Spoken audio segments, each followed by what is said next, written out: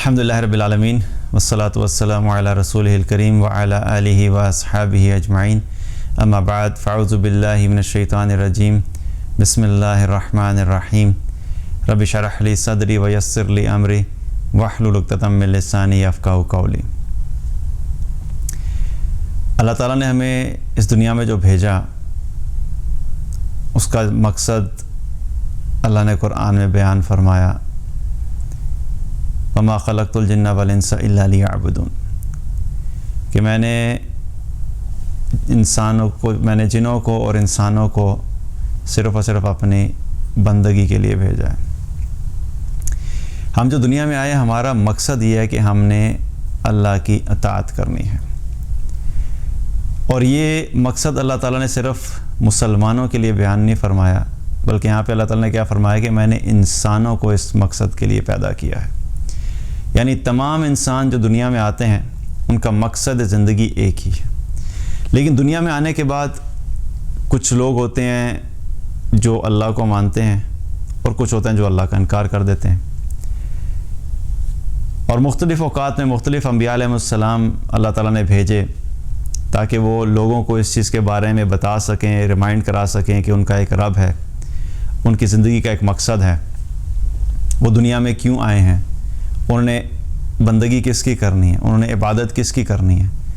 لیکن اس کے باوجود کیا ہوا کہ ہم دیکھتے ہیں کہ ماضی میں بھی اور آج بھی کچھ لوگ ہیں جو اللہ کو مانتے ہیں اور کچھ ابھی بھی اللہ کو نہیں مانتے، اور اللہ تعالیٰ نے محمد صلی اللہ علیہ وسلم کو آخری نبی اور آخری رسول بنا کر بھیجا، اور اسلام کو دین کے طور پہ پسند فرمایا، اور اب وہی دین جو دین اسلام جو اللہ تعالیٰ نے نبی صلی اللہ علیہ وسلم کو عطا کیا، ان سے لے کے اب قیامت تک یہی دین ہے۔ جو اس دین پہ چلے گا وہ حقیقت میں صحیح راستے کے اوپر ہے، اور جس نے اس دین کا انکار کر دیا، اس دین کو چھوڑ دیا، وہ صراط مستقیم سے ہٹ گیا۔ اب جب ہم اس دین کی بات کرتے ہیں تو جو شخص بھی اس دین کو فالو کرنے والا تھا اسے ہم کہتے ہیں مسلمان ہے، وہ مسلم ہے۔ لیکن ہم یہ دیکھتے ہیں کہ مسلمان ہونے کے باوجود ہمیں لوگوں کے مختلف رویے نظر آتے ہیں اسلام کے طرف اور اللہ کی اطاعت کی طرف۔ کچھ لوگ ہیں جو اللہ کی اطاعت کرتے ہیں، ان کے دل میں یقین ہوتا ہے کہ ہم نے ایک دن اس دنیا سے جانا ہے اور اپنے رب سے ملنا ہے، اور وہ اللہ کی اطاعت کرتے ہیں۔ اور کچھ ہوتے ہیں جو اللہ کی نافرمانی کرتے ہیں مسلمان لیکن اللہ کی نافرمانی کرتے ہیں اور گناہوں میں ڈال جاتے ہیں، اور مختلف اوقات میں وہ اپنی زندگی میں مختلف طرح کے گناہ کرتے رہتے ہیں۔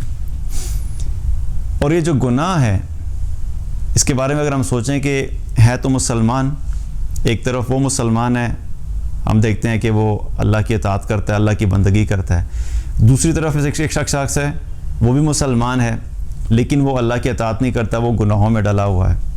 تو ایسا کیوں ہوتا ہے کہ انسان اللہ کی نافرمانی کرنے لگ جاتا ہے یا گناہوں میں ڈل جاتا ہے؟ اس چیز کو سمجھانے کے لیے میں آپ کے سامنے ایک ایگزامپل رکھتا ہوں، اس سے پھر آگے بات انشاءاللہ لے کے چلیں گے۔ آپ نے دیکھا ہے کہ ٹریفک سگنلز جو ہیں وہ ساری دنیا میں آپ کہیں بھی چلے جائیں، آپ کو ٹریفک کے نظام کو صحیح چلانے کے لیے ٹریفک سگنلز جو ہیں وہ آپ کو جتنے بھی چوک ہوتے ہیں وہاں پہ آپ کو لگے ہوئے نظر آتے ہیں۔ اور ٹریفک سگنلز کا مقصد کیا ہوتا ہے کہ جو بھی ٹریفک وہاں سے گزرے گی اس کو ایک آرگنائز طریقے سے مینیج کیا جائے، اور اس کا مقصد یہ ہوتا ہے کہ ایکسیڈنٹس نہیں ہوں اور حادثات کو کم سے کم کیا جائے تاکہ کسی قسم کے حادثات پیش نہیں آئیں۔ اور ٹریفک سگنلز کی اگر آپ دیکھیں تو اس کے جو رولز ہیں وہ پوری دنیا میں سگنل کے پوائنٹ آف ویو سے بالکل سیم ہے۔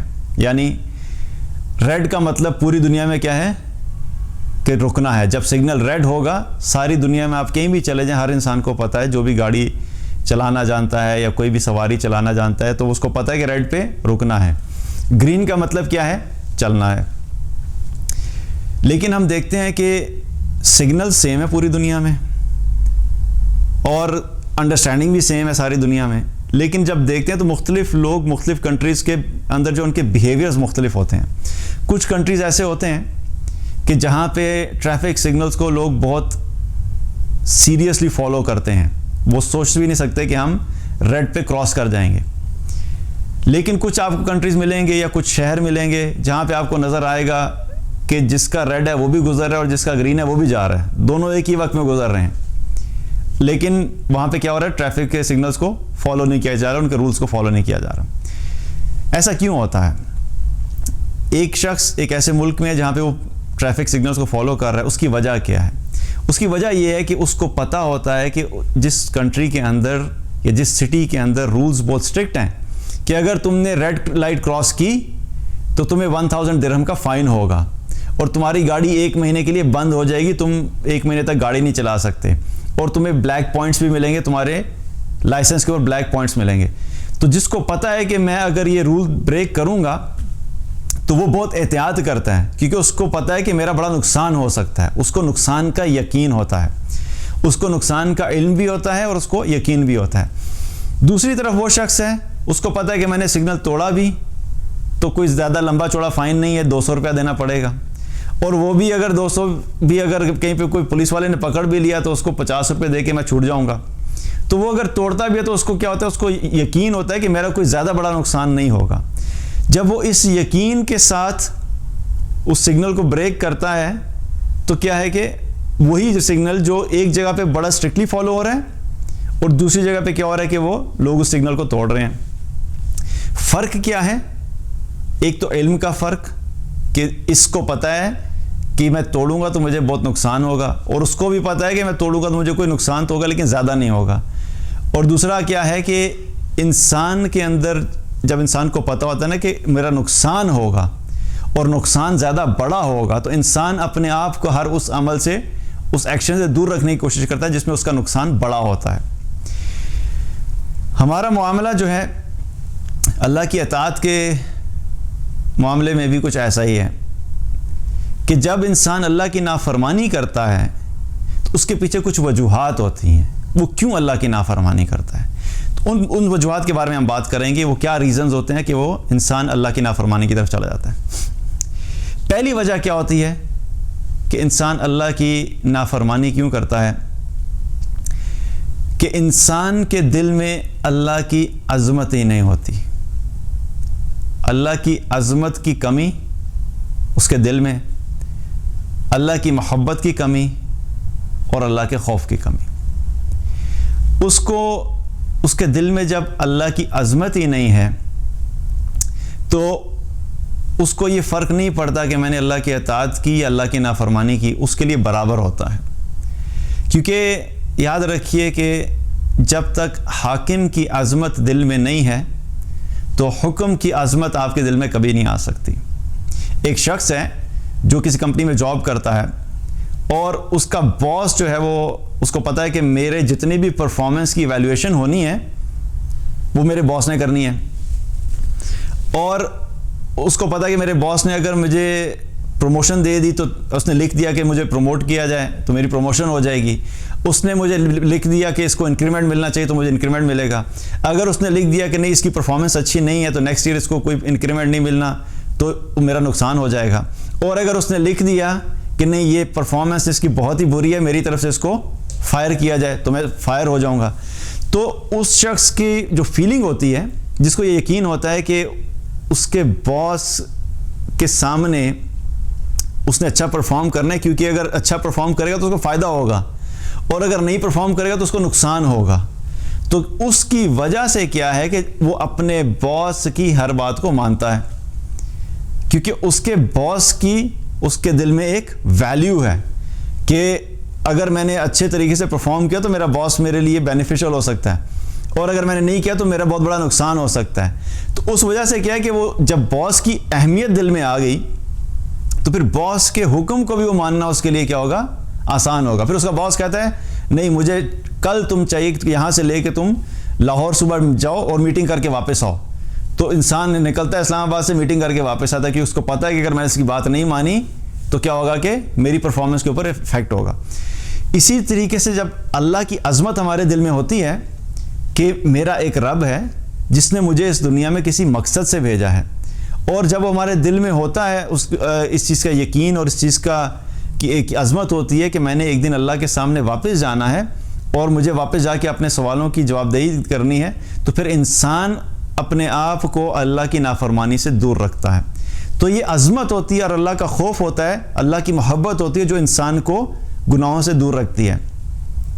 کیونکہ انسان اگر اللہ کی عظمت اور خوف اس کے دل میں نہیں ہو تو اس کے پاس کوئی ریزن نہیں ہوتا کہ وہ گناہوں سے کیوں بچے یا وہ فرما برداری کیوں کرے، اور یہی ریزن جو ہے انسان کو پھر گناہوں سے روکتا ہے۔ جب اس کے دل میں ایک خیال ہوتا ہے نا کہ میرا ایک رب ہے جو مجھے ہر وقت دیکھ رہا ہے، چاہے دنیا میں کوئی بھی مجھے نہیں دیکھ رہا، لیکن میں نے جس کے پاس واپس جانا ہے وہ مجھے دیکھ رہا ہے، تو پھر انسان اپنے آپ کو گناہوں سے دور رکھتا ہے۔ اسی وجہ سے ہم دیکھتے ہیں کہ وہ حدیث جس میں نبی صلی اللہ علیہ وسلم نے ان لوگوں کا ذکر کیا جو اللہ کے عرش کے سائے کے نیچے ہوں گے، جو 7 طرح کے لوگ ہوں گے، اس حدیث میں جو ایک کیٹیگری کیا ہے کہ ایک وہ شخص ہوگا کہ جس کو حسب نسب والی خوبصورت حسین و جمیل عورت نے گناہ کی دعوت دی اور اس نے یہ کہہ کے اس کو انکار کر دیا کہ میں اللہ سے ڈرتا ہوں، انی اخاف اللہ، میں اللہ سے ڈرتا ہوں۔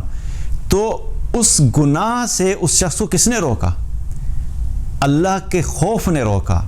وہاں پر تو کچھ بھی نہیں یہ ذکر نہیں آتا نا کہ وہاں پولیس موجود تھی یا گھر والے موجود تھے یا اس کے دوست یاروں کے درمیان اس کی بےزتی ہو جائے گی یا کسی کو پتہ لگے گا تو عزت کہ کیا عزت رہے گی۔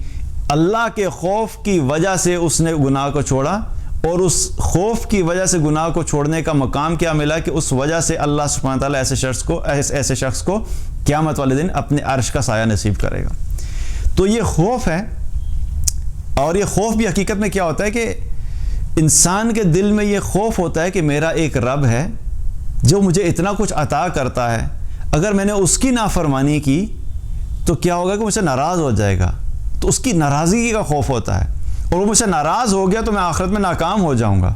تو انسان اس ناراضگی سے بچنے کے لیے کیا کرتا ہے کہ وہ اللہ کی اطاعت کرتا ہے۔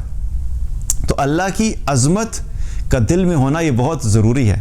مسئلہ کیا ہوتا ہے کہ ہم اپنی زندگی میں کیا کرتے ہیں، لوگوں کو روکنے کی خاطر ہم مختلف قسم کے خوف ان کے دلوں میں ڈالتے ہیں۔ پڑھائی کا بھی ہوتا ہے، پڑھائی کے بارے میں ہم کیا کرتے ہیں، بچے کو ڈراتے ہیں کہ اگر پڑھو گے تو فیل ہو جاؤ گے، اس کے فیلئر کا ڈر اور خوف کیا ہوتا ہے اس کے اندر ڈال دیتے ہیں تاکہ اس خوف کی وجہ سے وہ پڑھتا ہے۔ اگر جو شخص چوری کرتا ہے اگر اس کو اس چیز کا خوف ہو کہ میں چوری کروں گا تو میرے ہاتھ کاٹ دیے جائیں گے اسلامک رول کے مطابق، تو وہ کیا کرے گا؟ اس خوف کی وجہ سے وہ نہیں رکے گا، اس خوف کی وجہ سے وہ چوری نہیں کرے گا، کیونکہ اس کو پتہ ہے کہ اس کا نقصان ہوگا۔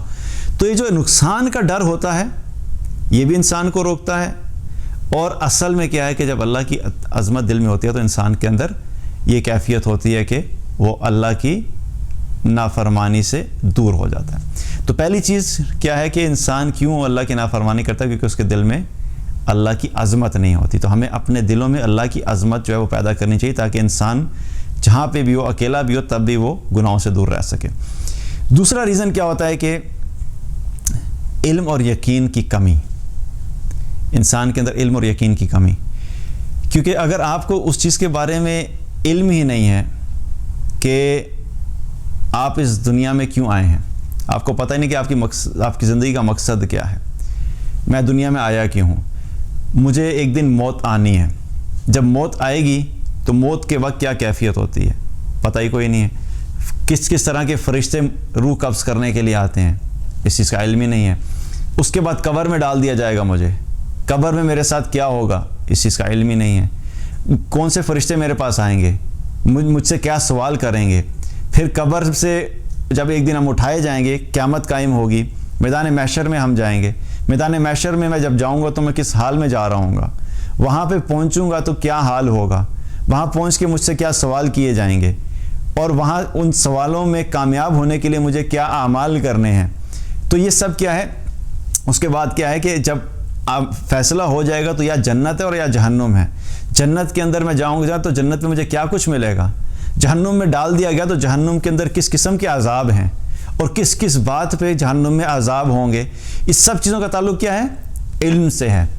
اب ساری زندگی انسان نے جو ہے وہ دنیاوی کتابیں پڑھی ہوں اور اس نے ماسٹرز ڈگری بھی کر لی, پی ایچ ڈی بھی کر لی, ڈبل پی ایچ ڈی بھی کر لی, اور اس نے نہ قرآن پڑھا, نہ قرآن کو سمجھا, نہ احادیث پڑھی, نہ اپنی زندگی کے مقصد کو سمجھا, نہ اس چیز کا پتہ کہ میں کیوں آیا ہوں, نہ اس چیز کا پتہ کہ میں نے آگے جا کے کیا کیا جواب دینے ہیں. اس کی کوئی پریپریشن ہی نہیں ہے, اور پریپریشن سے پہلے بھی اس کو علم ہی نہیں ہے. جب اس کو پتہ ہی نہیں ہوگا ایک چیز کا تو وہ تیاری کیسے کرے گا؟ اگر کسی اسٹوڈنٹ نے ایگزام دینا ہے تو ایگزام دینے کے لیے بھی پہلے اس کو علم تو ہونا چاہیے کہ میرا کس چیز کا ایگزام ہوگا, اور وہ کریکولم کیا ہے کہ جس سے میرا ایگزام لیا جائے گا.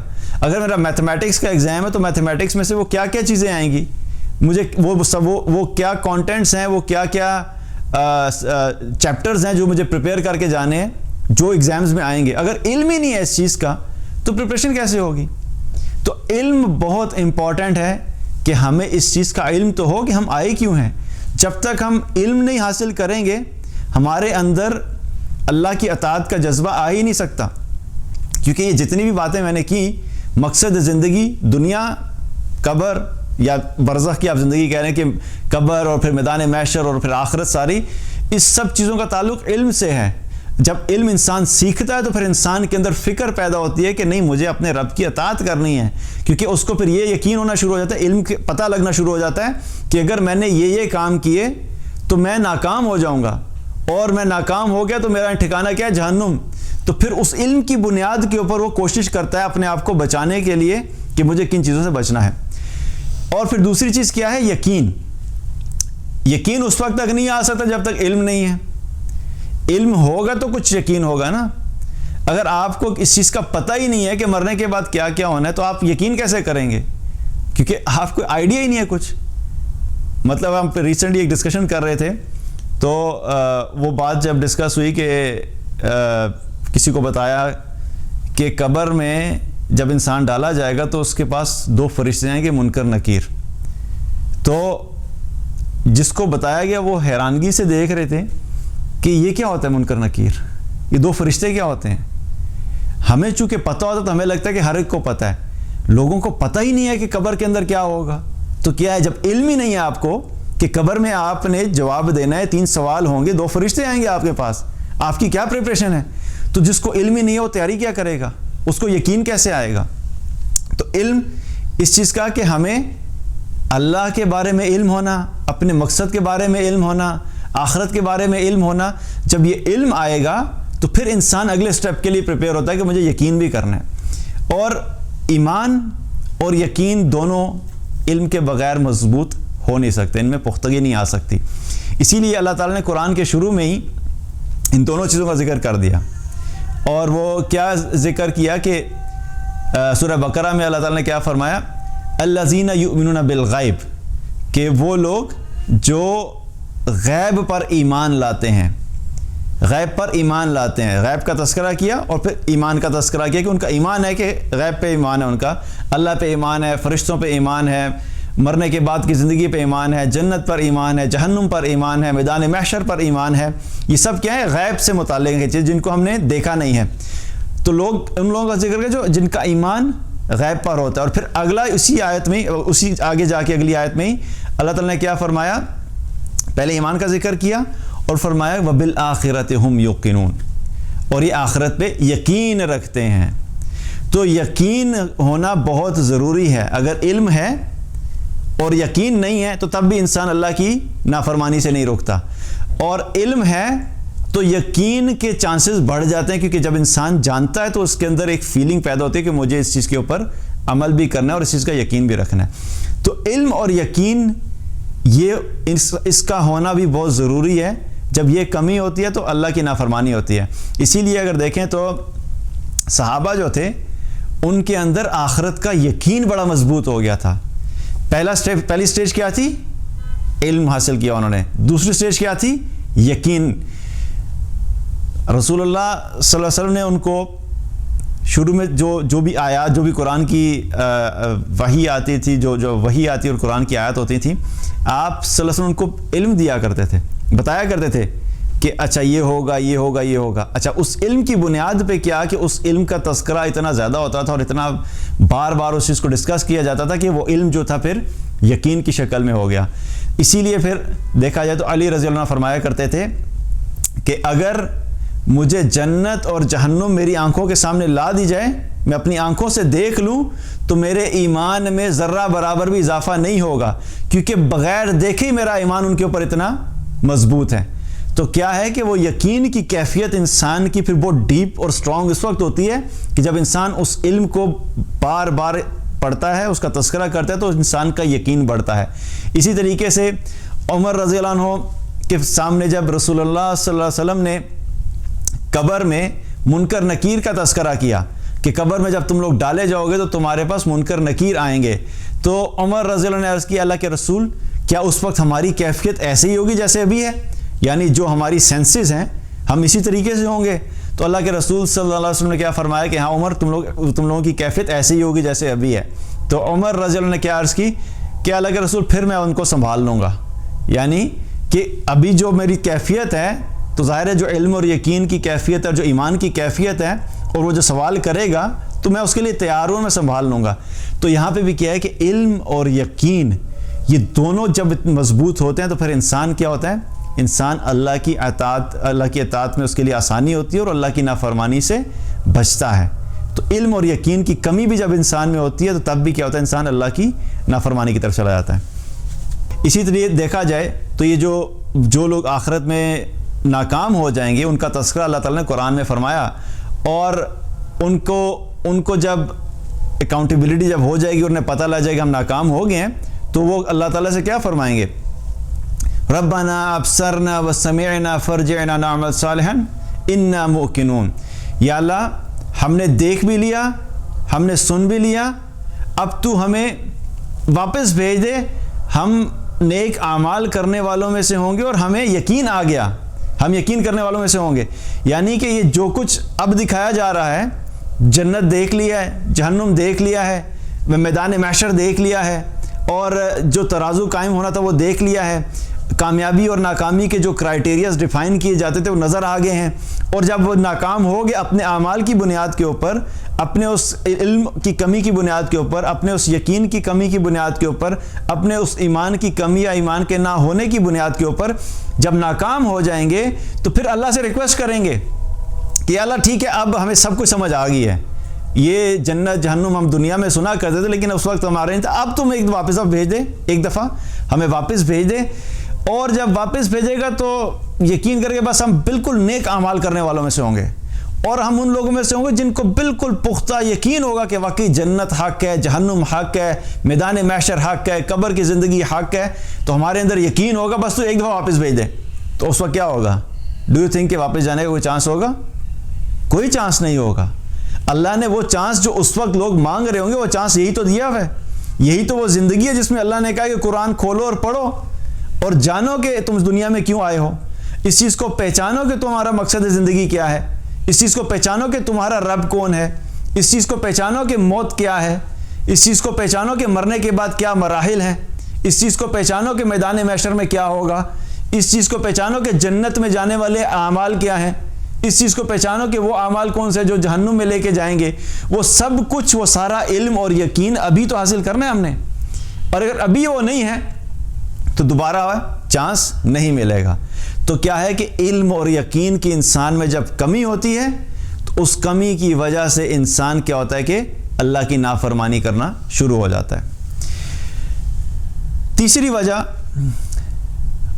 بلکہ تیسری پہ آنے سے پہلے ایگزامپل بھی آپ کو دیتا ہوں کہ تاکہ ہمیں یہ بہت چیز کلیئر ہونی چاہیے کہ جو علم کا نہ ہونا ہے یا علم کی کمی کا ہونا, یہ آخرت میں ایکسکیوز کے طور پہ ایکسیپٹ نہیں کیا جائے گا. مثال کے طور پہ کچھ کنٹریز دنیا میں ایسے ہیں کہ جہاں پہ اگر کوئی انسان بھی منشیات جو ہیں ان کو امپورٹ کرے, جو ڈرگز ہیں ان کو امپورٹ کرنے کی کوشش کرے تو اور اس میں پکڑا جائے تو اس کی جو سزا کیا ہے, ڈیتھ پینلٹی ہے, یعنی سزائے موت.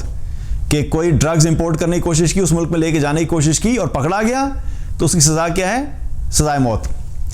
اب کوئی شخص یہ کوشش کرے اور وہ پکڑا جائے اور اس کو پتہ نہیں ہے اس چیز کا کہ اس کی کتنی بڑی سزا ہے.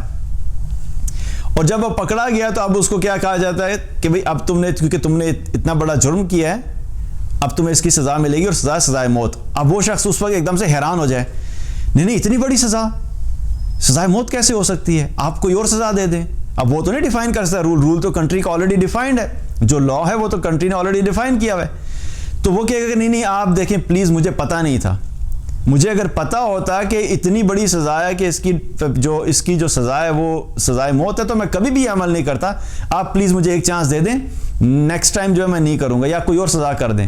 تو ڈو یو تھنک کہ جو وہ کنٹری کا لا ہے اس ایک بندے کی وجہ سے چینج ہوگا کہ بھئی تمہیں چلو اس کو پتہ نہیں تھا تو چلو اس کو چھوڑ دیا جائے؟ تو اس کو تو نہیں چھوڑا جائے گا، کیونکہ کیا کہا جاتا ہے کہ ignorance of law is no excuse. کہ آپ کو اگر لا کا نہیں پتا تو وہ کوئی بھی ایکسکیوز آپ کا ایکسیپٹ نہیں کرتا اس چیز کا.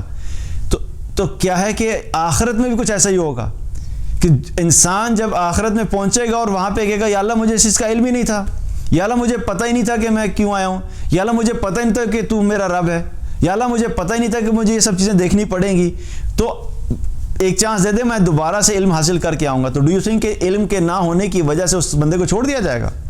تو نہیں چھوڑا جائے گا. تو علم اگر نہیں ہے تو ابھی حاصل کریں، پتہ کریں کہ ہم کیوں آئے ہیں اور آگے کیا کیا کچھ ہونا ہے، تاکہ اس چیز کے لیے ہم پریپیئر ہو کے جائیں. کیونکہ مرنے کے بعد اگر علم کی کمی ہے اور آپ کو پتہ نہیں ہے اور کوئی شخص اس یہ جانے بغیر دنیا سے چلا گیا تو اس کے اس ایکسکیوز کو ایکسیپٹ نہیں کیا جائے گا. تو یہ علم اور یقین کی کمی انسان کے لیے کیا ہوتا ہے کہ اللہ کی نافرمانی کی طرف انسان کو لے کے جاتا ہے. تیسری وجہ کیا ہے کہ انسان کیوں اللہ کی نافرمانی کرتا ہے؟ وہ یہ ہے کہ انجام سے غفلت، کہ وہ اپنے انجام سے غافل ہو جاتا ہے، یعنی اس کا رزلٹ کیا ہوگا. دیکھیے لائف میں ہم جو بھی کام کرتے ہیں نا، ہر عمل کا کوئی نہ کوئی نتیجہ نکلتا ہے. Every action has its own consequences, کہ جو بھی عمل کریں گے ہم اس کا کوئی رزلٹ نکلے گا. ایک اسٹوڈنٹ ہوتا ہے، وہ کیا کرتا ہے، وہ تیاری کرتا ہے، پوری محنت کرتا ہے، اور جب وہ محنت کرتا ہے تو اس کے رزلٹ میں کیا ہوتا ہے کہ جب ایگزام آتا ہے ایگزام میں وہ پاس ہو جاتا ہے. اس کا رزلٹ ہے، ایک انجام ہے نا کہ اس نے محنت کی اور محنت کے نتیجے میں وہ کامیاب ہو گیا. دوسرا اسٹوڈنٹ ہے جو محنت نہیں کرتا اور وہ امید پہ بیٹھا رہتا ہے کہ ہاں تھوڑی بہت کر لوں گا تو میں بھی پاس ہو جاؤں گا. وہ محنت نہیں کرتا اور وہ فیل ہو جاتا ہے. تو جس نے محنت کی اس کو کامیابی ملی، جس نے نہیں کی وہ ناکام ہو گیا، وہ فیل ہو گیا. تو کیا ہے کہ دونوں ایکشنز ہیں نا، دونوں ایکشنز کے نتیجے میں کوئی نہ کوئی رزلٹ، کوئی نہ کوئی آؤٹ پٹ آ رہا ہے. اسی طریقے سے جب انسان کو اپنے رزلٹ کا پتہ ہوتا ہے نا، اینڈ رزلٹ، کہ اگر میں نہیں پڑھوں گا تو میں ناکام ہو جاؤں گا، اور مجھے ڈگری نہیں ملی تو مجھے جاب نہیں ملے گی، مجھے اچھی جاب نہیں ملی تو میرے پاس اچھی سیلری نہیں ہوگی، پیسے نہیں ہوں گے تو میں جو ہے ایک اچھی ریزنیبل زندگی نہیں گزار سکتا. پتہ نہیں میرے کھانے کا کیا ہوگا، میں کھانا کھاؤں گا کہ نہیں کھاؤں گا، رہنے کا کیا سلسلہ ہوگا، میرے فائنینشیل کرائسس ہو سکتے ہیں میری زندگی میں. تو یہ جو چیز انسان کی فیلنگ ہوتی ہے نا انسان کو کہ اینڈ رزلٹ کیا ہے، جب وہ ذہن میں رکھتا ہے ناکامی کا ڈر، تو انسان کیا کرتا ہے، پھر محنت کرتا ہے. جب انسان اپنی اس انجام سے غافل ہو جاتا ہے نا، اس چیز کو بھول جاتا ہے کہ میرے ساتھ کیا ہونا ہے، تو پھر بھی انسان کیا کرتا ہے، اللہ کی نافرمانی کی طرف چلا جاتا ہے. مثال کے طور پہ نماز کی ایگزامپل لیں. نماز کے بارے میں ہر مسلمان کو پتہ ہے کہ نماز پڑھنا کیا ہے، فرض ہے. شاید ہی کوئی مسلمان ہوگا جو یہ نہ جانتا ہو کہ اس کو پتہ نہ ہو کہ نماز پڑھنا فرض ہے. اللہ تعالیٰ نے قرآن میں فرمایا اقیم الصلاۃ، نماز قائم کرو. اب پتہ سب کو ہے، 2 ارب مسلمانوں کی اگر ہم ایگزامپل لیں تو سب کو پتہ ہے، ٹھیک ہے، جو جن پہ ان میں سے جتنے لوگوں کے اوپر بھی نماز فرض ہے ان سب کو پتہ ہے کہ نماز پڑھنی ہے. لیکن ہم دیکھتے ہیں کہ بہت سے مسلمان نماز نہیں پڑھتے. اب پتہ تو ہے، ہم نے شروع میں بات کی، علم تو ہے کہ ٹھیک ہے نماز پڑھنی ہے، لیکن یقین نہیں ہے. اچھا چلے ہم کہتے ہیں یقین بھی آ گیا، لیکن آخرت کے اعتبار سے کیا ہے کہ ان کو اس چیز کا یقین نہیں ہوتا کہ شاید نماز اگر نہیں پڑھیں گے تو کوئی فرق نہیں پڑے گا. ان کے ذہن میں کیا ہوتا ہے کہ اگر نماز نہیں پڑھیں گے تو کوئی زیادہ بڑا مسئلہ نہیں ہے. تو ان کے ذہن کے حساب سے انہوں نے اپنا خود سے ہی اپنا ایک کانسیپٹ بنایا ہوا ہوتا ہے کہ نماز نہ پڑھی تو کوئی زیادہ نقصان نہیں ہوگا. تو اس سے کیا پتہ لگتا ہے کہ ان کو اس انجام کا پتہ ہی نہیں ہے, علم کی کمی, اور اگر تھوڑا سا پتہ تھا تو وہ اس سے غافل ہوئے ہیں, تو یہ انجام سے غفلت بھی ہوگی, اور اس کا رزلٹ کیا نکل رہا ہے کہ وہ نماز نہیں پڑھ رہے, اور نماز نہ پڑھنا کیا ہے, اللہ کی نافرمانی, یہ بھی کبیرہ گناہوں میں سے ہے. تو اپنے انجام سے وہ غافل ہیں, اس انجام کا علم بھی نہیں ہے اور غافل بھی ہیں, تو کیا ہے کہ وہ یہ کر رہے ہیں. مثال کے طور پہ قرآن میں اللہ تعالیٰ نے کیا فرمایا قیامت کے دن کے بارے میں, کہ جو بے نمازی ہوں گے, ان بے نمازیوں کا اللہ تعالیٰ نے تذکرہ کیا قرآن میں. سورہ قلم میں اللہ تعالیٰ نے کیا فرمایا, یوم یکشف عن ساق ویدعون الی السجود فلا یستطیعون خاشعۃ ابصارهم ترہقہم ذلہ وقد كانوا يدعون الى السجود وهم سالمون. اللہ تعالیٰ نے قیامت کے دن کا ایک نقشہ بیان کیا کہ قیامت والے دن سب کو سجدے کے لیے پکارا جائے گا اور کہا جائے گا کہ سجدہ کرو, اور فرمایا کہ کچھ لوگ ہوں گے جو سجدہ کر سکیں گے لیکن کچھ ہوں گے جو سجدہ نہیں کر سکیں گے. اور وہ سجدہ کیوں نہیں کر سکیں گے, کیونکہ جب یہ دنیا میں تھے اور صحیح سلامت تھے تب ان کو سجدے کے لیے پکارا جاتا تھا تو یہ سجدہ نہیں کیا کرتے تھے. آج جب یہ سجدہ کرنا چاہتے ہیں تو یہ سجدہ نہیں کر سکتے تھے, کیونکہ انہوں نے اس وقت سجدے کا انکار کیا. تو یہ میں قرآن کی آپ کو آیات بتا رہا ہوں. اب جس شخص کو یہ پتا ہوگا کہ میرا انجام کیا ہوگا کہ میں نے نماز نہیں پڑھی, تو قیامت والے دن جب سب کو سجدے کے لیے پکارا جائے گا اور میں سجدہ نہیں کر سکوں گا, اور اس کے دل میں اس چیز کا یقین ہے کہ یہ کتنا خوفناک منظر ہوگا, تو واٹ ڈو یو تھنک کہ وہ نماز پڑھے گا کہ نہیں پڑھے گا؟ اگر اس کو اس چیز کا علم ہے کہ نماز چھوڑنے کی وجہ سے مجھے اس قسم کی امبیرسمنٹ, اس قسم کی خوفناک سچویشن کو قیامت والے دن فیس کرنا ہے, تو پھر وہ کیا کرے گا, دنیا میں ہی نماز پڑھے گا تاکہ میں اس خوفناک منظر سے اور ان ناکام لوگوں میں ہونے سے بچ جاؤں کہ جو اتنے بڑے دن میں اپنے رب کے سامنے سجدہ نہ کر سکیں. قیامت کے دن انسان کچھ بھی کرنے کے لیے تیار ہوگا کہ کسی طرح میرا رب مجھ سے راضی ہو جائے اور میں اس وحشت والی جگہ سے بچ کے, اس خوفناک منظر سے بچ کے, جہنم کی ناکامی سے بچ کے کسی طرح جنت میں چلا جاؤں. وہ کچھ بھی کرنے کے لیے تیار ہوں گے. اور آپ سوچیں کہ صرف ایک حکم ہوگا کہ بھئی سجدہ کرو, اور وہ شخص سجدہ نہیں کر سکے تو اس کی کیا فیلنگ ہوگی. تو جس شخص کو یہ یقین ہوگا کہ میں نے اس سچویشن سے بچنا ہے, اس انجام سے بچنا ہے کہ میں ان لوگوں میں شامل نہیں ہوں, تو وہ کیا کرے گا, وہ دنیا میں سجدہ کرے گا, وہ نماز پڑھے گا. جب نماز کی کال ہوگی, اذان ہوگی, حی علی الصلاۃ حی علی الفلاح کی صدا لگے گی تو وہ نماز پڑھے گا. تو اس انجام سے غافل نہیں رہے گا وہ کہ میں نے اس قسم کے انجام سے اپنے آپ کو بچانا ہے, تو اس سے غفلت نہیں کرے گا.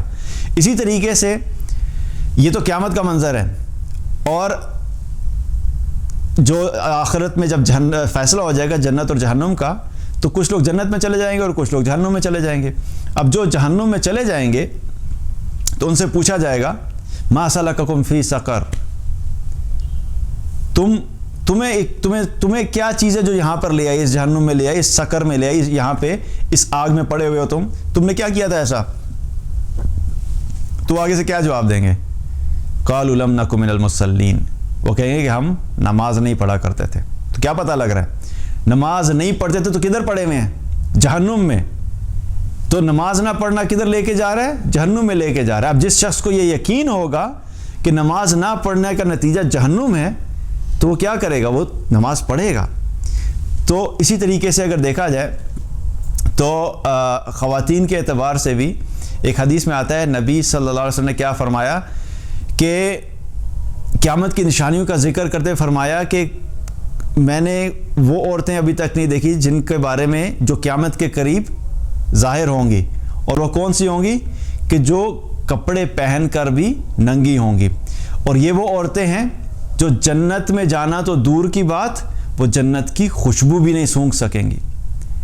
اب یہ کیا ہے کہ جس کو یہ پتہ ہوگا کہ میں اس قسم کی ڈریسنگ کروں گی تو اس کا رزلٹ کیا ہے. دیکھیے اگر تو کرنے اور نہ کرنے سے کوئی فائدہ اور نقصان نہیں ہے تو پھر تو کوئی فرق نہیں پڑتا. اگر نارمل لباس میں جو پردہ کر رہی ہے, جو اپنے جسم کو چھپا رہی ہیں, پراپر حجاب کر رہی ہیں, وہ بھی جنت میں چلی گئی بغیر کسی مسئلے کے, اور جو نہیں کر رہی وہ بھی جنت میں چلی گئیں، تو پھر تو یہ بیسک فنڈامنٹل کانسیپٹ ہی ختم ہو گیا نا. پھر تو دنیا میں ہر انسان جو مرضی چاہے اپنی مرضی کرے. لیکن یہ ساری اطاعت اور نافرمانی کا جو کانسیکوینسز ہیں، اگر ان کو نکال دیا جائے تو پھر تو سارے مسائل ختم ہو گئے. پھر تو ہر انسان اپنی مرضی کی زندگی گزارے. لیکن جیسے ہم نے بات کی کہ ہر عمل کے بدلے میں کوئی نہ کوئی اینڈ رزلٹ ہوگا، یا کامیابی ہے یا ناکامی ہے، یا جنت ہے یا جہنم ہے. اور آخرت کے اعتبار سے مشکل یہ ہے کہ کوئی مڈل گراؤنڈ نہیں ہے. دنیا میں کیا ہوتا ہے، بہت سی ایسی سچویشنز ہوتی ہیں کہ جہاں پہ انسان نہ ناکام ہوتا ہے نہ کامیاب ہوتا ہے، بیچ میں آ جاتا ہے. مثال کے طور پہ ٹیسٹ میچز ہوتے ہیں کرکٹ کے ٹیسٹ میچز میں کیا ہوتا ہے، اکثر ٹیسٹ میچ کا اینڈ رزلٹ کیا نکلتا ہے، ڈرا. تو جو ٹیم کسی سے پوچھیں، ان سے جا کے کہا جائے کہ بھئی تم نے کیسا میچ کھیلا، تم تو جیتے ہی نہیں، تو آگے سے کیا جواب دیتے، جیتے نہیں تو ہم ہارے بھی تو نہیں ہے نا، نہ جیت ہوئی نہ ہار ہوئی، بیچ میں آگے. لیکن آخرت کی مشکل یہ ہے کہ بیچ کی کوئی چیز نہیں ہے، یا جنت ہے یا جہنم ہے. تو ہر عمل کا نتیجہ یا جنت میں لے کے جائے گا وہ عمل، یا وہ عمل جہنم میں لے کے جائے گا. اور جس عورت کو اب یہ پتا ہے کہ میری اس قسم کی ڈریسنگ جو سی تھرو ہے یا بہت ٹائٹ ہے، یا اس قسم کا لباس ہے جو پراپرلی ڈریسڈ اپ نہیں ہے، تو اس کو پتا ہو کہ اس لباس کی وجہ سے، اس ایکشن کی وجہ سے میں جنت سے محروم ہو جاؤں گی. اور جنت سے اتنی بڑی جنت جیسی چیز جس کے لیے وہ خواہش لے کے جا رہی ہے دنیا سے، نماز بھی پڑھی، روزے بھی رکھ لیے، ذکر و اذکار بھی کر لیے، قرآن کی تلاوت بھی کر لی، صدقہ بھی کر لیا، لیکن ڈریسنگ ٹھیک نہیں تھی. جب نامحرم کے سامنے آتی تھی تو پراپر اپنے آپ کو کور نہیں کرتی تھی، تو اس ایک عمل کی وجہ سے کیا ہوا، جنت سے محروم ہو گئی. تو جب اس کو یقین ہوگا کہ میرا یہ عمل مجھے جنت سے دور کر سکتا ہے، اور جنت سے دوری کا مطلب کیا ہے، میں نے کیا بات کی، یا جنت یا جہنم، بیچ میں کوئی آئی لینڈ نہیں الگ سے بنا ہوا کہ ٹھیک ہے نا، جو جنت میں بھی نہیں گئے اور جو جہنم میں بھی نہیں گئے ان کو ایک الگ آئی لینڈ میں ڈال دیا جائے. تو جب جنت میں نہیں گئے تو کیا ہے، جہنم. تو جب پتہ ہوگا کہ میرا یہ عمل مجھے جنت سے محروم کر کے جہنم میں لے کے جا سکتا ہے، تو پھر کیا ہوگا، اس عمل سے بچنے کی کوشش کریں گے. تو یہ بھی کیا ہے، آخرت کے انجام سے جب غفلت ہوتی ہے تو پھر انسان کیا کرتا ہے، اللہ کی نافرمانی کرتا ہے. تو اب ہمیں کیا کرنا ہے کہ اپنی آخرت کے انجام سے غافل نہیں ہونا تاکہ ہم اللہ کی نافرمانی سے بچ سکیں. چوتھی چیز جو انسان کو اللہ کی نافرمانی کی طرف لے کے جاتی ہے یا اللہ کی نافرمانی کی وجہ بنتی ہے، وہ کیا ہے، خواہش نفس کی غلامی. جب انسان اپنے نفس اور اپنی خواہشات کا غلام ہو جاتا ہے تو یہ چیز بھی انسان کو کیا کرتی ہے، اللہ کی نافرمانی کی طرف لے کے جاتی ہے. اب اگر ہم دیکھیں تو ہر انسان جو ایک آپ کو ہمیں ایک چلتا پھرتا ایک انسان ایک جسم نظر آتا ہے، وہ حقیقت میں ایک جسم نہیں ہوتا، وہ ملٹیپل چیزوں کا کمبینیشن ہوتا ہے. ایک ہے جسم اور ایک ہے اس کی روح، یا ایک جسم ہے اور اس انسان کا اپنا نفس ہے. اور یہ سارا جسم جو ہے، اس سے جسم کے جو اعمال ہوتے ہیں وہ اندر میں جو اندر ہمارا جو نفس ہوتا ہے اس کی کنڈیشن کے اوپر ڈیپینڈ کرتے ہیں کہ ہم کس قسم کے اعمال کرتے ہیں. جب انسان اپنے نفس کو اللہ کی اطاعت کا عادی بنا لیتا ہے تو پھر اس کا جسم نماز کے ٹائم پہ نماز پڑھتا ہے، پھر اس کا جب اس کو نظر کو جھکانا پڑتا ہے تو نظر کو جھکاتا ہے، اس کو اپنی زبان کو کنٹرول کرنا تو اپنی زبان کو کنٹرول کرتا ہے، اس کو حرام سننے سے اپنے آپ کو روکنا ہے تو اس کا جسم حرام سننے سے رک جاتا ہے. لیکن یہ باہر کے جو ایکشنز ہیں اصل میں اندر کے نفس کی وجہ سے ساری چیزیں کنیکٹڈ ہیں. اب ہوتا کیا ہے کہ انسان کے پاس جب علم نہیں ہوتا، یقین نہیں ہوتا، اس اپنی آخرت سے غافل ہوتا ہے، اللہ کی عظمت نہیں ہوتی، تو کیا ہے کہ اس کا نفس اس کے اوپر غالب آ جاتا ہے. اور جب انسان اپنے نفس کو کنٹرول نہیں کرتا تو وہ کرتے کرتے کرتے انسان کا نفس اتنا مضبوط اور اتنا سٹرونگ ہو جاتا ہے کہ پھر جب وہ اللہ کی اطاعت کی طرف جانا بھی چاہتا ہے تو وہ نہیں جا پاتا. ہوتا کیا ہے کہ اندر انسان کا نفس ہے، اور اس نفس کے بارے میں اللہ تعالیٰ نے کیا فرمایا قرآن میں، ان النفس لامارۃ بالسوء. اللہ تعالیٰ نے کیا فرمایا کہ جو انسان کا نفس ہے وہ اسے نافرمانی کی طرف ہی لے کر جاتا ہے. تو مستقل ہمارا نفس ہمیں نافرمانی کی طرف لے کے جا رہا ہوتا ہے. اب اس سے فائٹ کرنے کے لیے ہمارے پاس کیا میکانزم ہوتا ہے؟ ہمارا ایمان. ایمان اور نفس آپس میں ٹکرا رہے ہوتے ہیں. اچھا دوسری طرف کیا ہوتا ہے کہ ادھر سے شیطان بھی ایکٹیو ہو جاتا ہے. اب شیطان بھی جب دیکھتا ہے کہ اس کا نفس اللہ کی نافرمانی کی طرف ہے تو وہ جا کے دوستی کر لیتا ہے نفس سے, ڈیپ فرینڈشپ ہو جاتی ہے نفس کی شیطان کے ساتھ. اب شیطان اور نفس مل کے انسان کو اللہ کی نافرمانی کی طرف لے کے جا رہے ہیں. اب یہ اتنے اسٹرانگ ہو گئے ہیں کہ جب نماز کا وقت آتا ہے حی علی الصلاۃ حی علی الفلاح, جو چھوٹا ہلکا سا ایمان ہوتا ہے وہ انسان کو کہتا ہے اٹھو نماز پڑھو, لیکن اتنا موٹا نفس اور شیطان اتنا طاقتور مل کے انسان کے اس ایمان کو دبا دیتے ہیں تو کیا ہوتا ہے, نماز چھوڑ دیتا ہے. جب کسی کے اندر حرام دیکھنے کی فیلنگ پیدا ہوتی ہے تو اس کا ایمان جو اندر ہوتا ہے وہ تھوڑا بہت اس کو ملامت کرتا ہے کہ دیکھو نہیں کرو, اللہ کی نافرمانی ہے, لیکن پھر وہ موٹا نفس آ جاتا ہے سامنے اور شیطان آ جاتا ہے, وہ اس کے ایمان کو دبا دیتے ہیں, وہ پھر اللہ کی نافرمانی کر دیتا ہے. تو کیا ہے کہ انسان کا نفس جو ہے اس کو ہم کنٹرول کرنے کی کوشش نہیں کرتے, اس کو ہم مستقل اللہ کی نافرمانی میں اور غفلتوں میں ڈال کے اتنا مضبوط کر دیتے ہیں کہ ایک سٹیج ایسی آتی ہے کہ جب انسان اللہ کی فرمانبرداری کرنا چاہتا بھی ہے تو وہ نہیں کر پاتا. اور اس کے مقابلے میں جس چیز نے ہمیں ہیلپ آؤٹ کرنی تھی وہ کیا ہے, وہ ہمارا ایمان. اور ایمان کو مضبوط کرنے کے لیے ہم کوشش ہی نہیں کرتے. وہ اعمال جو انسان کے ایمان کو کمزور کرتے ہیں اس کا بھی علم ہونا چاہیے, اور وہ اعمال جو انسان کے ایمان کو مضبوط کرتے ہیں ہمیں اس کا بھی علم ہونا چاہیے. تو چونکہ علم نہیں ہوتا تو کیا ہوتا ہے کہ پھر وہ ایمان کمزور ہوتا چلا جاتا ہے اور انسان کا نفس مضبوط ہوتا چلا جاتا ہے, اور انسان کو وہ ایک سٹیج پہ آگے کیا کرتا ہے, اس کا نفس ہی جو ہے اس کے لیے بربادی اور ہلاکت کا سبب بن جاتا ہے. اس کے بارے میں رسول اللہ صلی اللہ علیہ وسلم نے فرمایا ایک حدیث میں کہ عقل مند وہ ہے جس نے اپنے نفس کو پہچان لیا.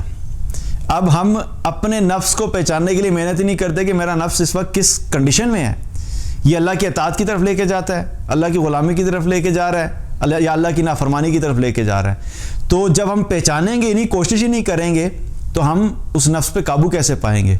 اور ابن قیم نے اس بارے میں ایک بات لکھی, اور انہوں نے فرمایا کہ دل کے تمام امراض نفس کی طرف ہی سے پیدا ہوتے ہیں. تمام فاسد اعمال یہیں سے شروع ہو کر پورے اعضاء کو منتقل ہوتے ہیں, اور ان اعمال کی طرف سب سے پہلے دل لپکتا ہے. تو کیا ہے کہ جو نافرمانی ہے وہ شروع کہاں سے ہو رہی ہے, نفس سے شروع ہو رہی ہے. انسان کا نفس جو ہے وہ دنیا کی ٹیمپٹیشنز کی طرف اس کو لے کے جاتا ہے, دنیا کی اٹریکشنز کی طرف اس کو لے کے جاتا ہے. وہ بار بار اس کو پش کرتا ہے, دیکھو یار اصل چیز دنیا کی زندگی ہے, مال بناؤ, گاڑیاں اپ گریڈ کرو, گھر اچھا ہونا چاہیے, بینک بیلنس ہونا چاہیے, ٹھاٹ باٹ ہونی چاہیے, میوزیکل جو ہے کانسرٹ ہے جاؤ ادھر, انٹرٹینمنٹ ہے انجوائے کرو, زندگی تھوڑے ٹائم کے لیے ہے.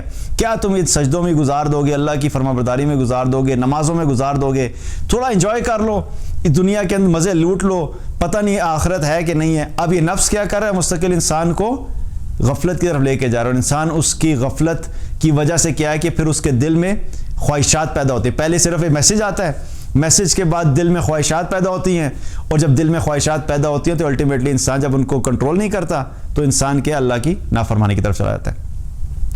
تو اس سے کیا پتہ لگتا ہے کہ انسان کا نفس جو ہے اگر ہم اس کو بھی کنٹرول نہیں کریں تو یہ بھی انسان کو اللہ کی نافرمانی کی طرف لے کے جاتا ہے.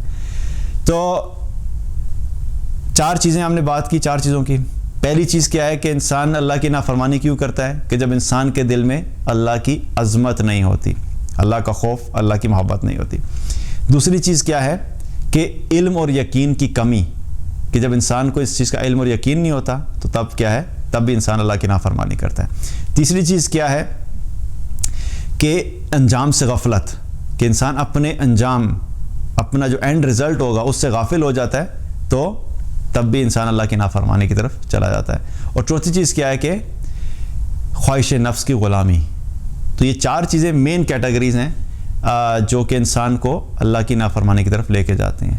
اللہ تعالیٰ سے دعا ہے کہ اللہ تعالیٰ ہم سب کو ایمان عطا فرمائے, علم عطا فرمائے, یقین عطا فرمائے, اور اس علم اور یقین کی بنیاد پہ عمل کرنے کی توفیق عطا فرمائے. اور اللہ سبحانہ تعالیٰ ہم سب کو اپنی آخرت کے بارے میں ہر وقت فکر مند رہنے والا بنائے اور اپنے نفس کا محاسبہ کرنے کی توفیق عطا فرمائے۔ بارک اللہ علیہ ولکم۔ السلام علیکم ورحمۃ اللہ وبرکاتہ۔